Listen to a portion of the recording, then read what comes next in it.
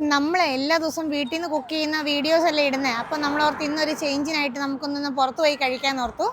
അപ്പോൾ നമ്മൾ ഒരു റീല് കണ്ടതാണ് ഈ അൽ ഫരീജ് ബേക്കറിനെ കുറിച്ച്. ഇവിടുത്തെ കബാബ് ഭയങ്കര ഫേമസ് ആണ് കേട്ടോ.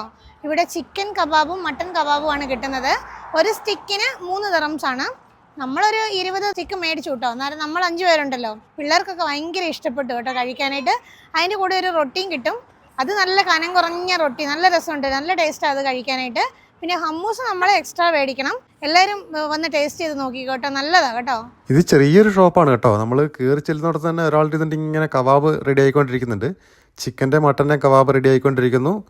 അത് റെഡിയാകുന്നതനുസരിച്ച് ആൾക്കാർ പുറത്തുനിന്നും അകത്തുനിന്നുമായിട്ട് ഓർഡർ ചെയ്തുകൊണ്ടിരിക്കുന്നു. അവിടെ കല്യാണം, ഇവിടെ പാല് കാച്ചൽ എന്ന് പറഞ്ഞ പോലെ അവിടെ കബാബ്, ഇവിടെ റൊട്ടി ഉണ്ടാക്കൽ കബാബ്. കുറേ ആൾക്കാർ വന്ന് പാഴ്സൽ വാങ്ങിച്ചുകൊണ്ട് പോകുന്നുണ്ട് കേട്ടോ.